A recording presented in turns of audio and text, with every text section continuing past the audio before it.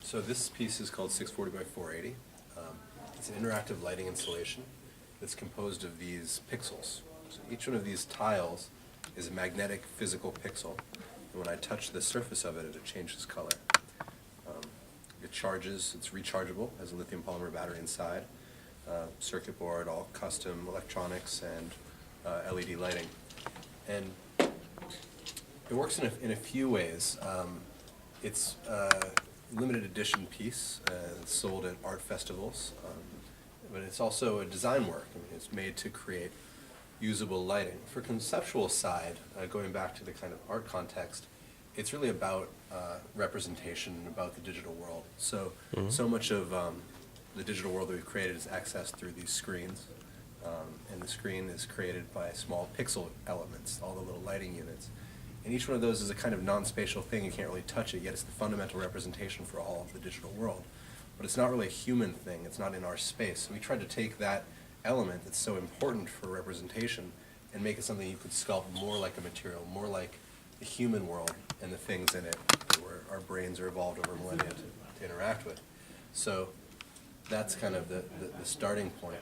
And then what we came at was this lighting installation where you can control lighting directly by touching it and by moving it around. It's a little bit of a different perspective on how normal lighting would work. Okay. Yeah, go ahead. No, Yeah. I was going to say, so the whole idea is very interactive. It's something that people can interface with and see how technology blends with art in the most basic way. Yeah, I think that's for sure. And so along that interactive side, it was really important for us to make it something that you could not just superficially interact with, but interact with in some type of deeper way. So beyond just being able to touch it and move it around, you can also use a remote control to control the aggregate behavior. Right now we see the cool colors, so there's 4 cool colors, but with the remote I can change to the warm colors. So now it's all in the warm colors. I can also give it motion, I can make it animate. And I can make it animate in a couple different ways, faster, sharper. There's a really sharp one, or I can make it smooth. And then I can slow it down and speed it up.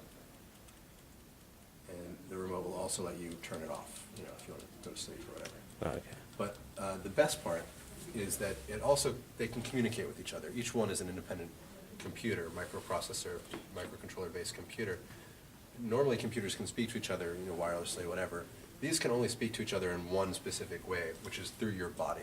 So when you touch one, it'll start to pulse. And when it starts to pulse, then with my other hand, I can touch another pixel, and it transmits that information through my skin.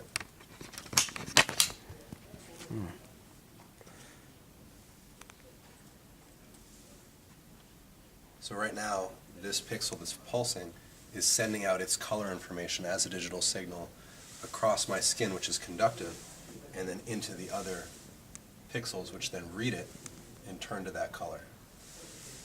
So Nice. So I'm sure you can't tell me exactly how you do it, but what's the basis of that technology itself? the basis of the technology is that the human body is being used as a wire. So we do conduct electricity.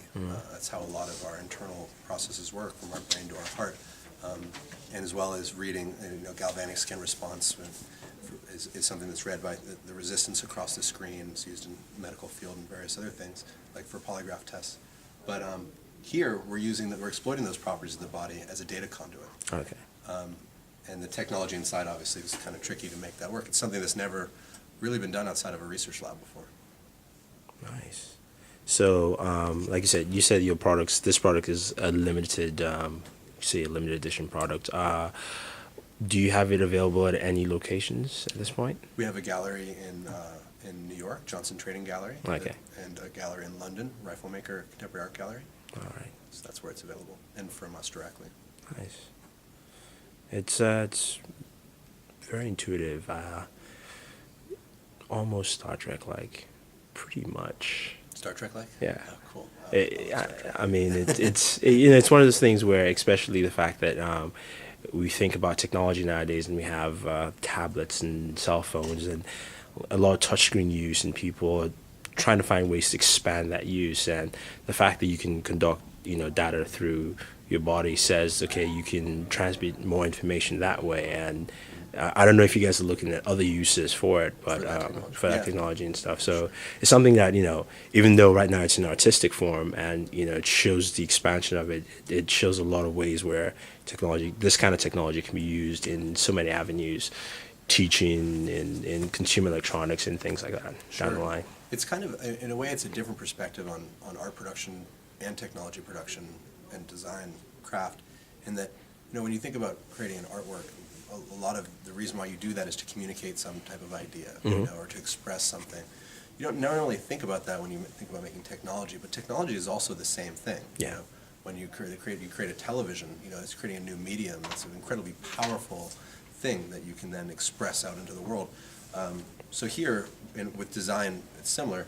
Here, kind of trying the kind of contribution of this piece, it's hard to say whether it's more as art or technology or design. We wanted to innovate in all three of those areas when we made it, and that was, so we don't really see the difference between them. We just kind of try to make something, and that's where we came from. Okay. If that makes sense. I think it does. Cool. Thanks.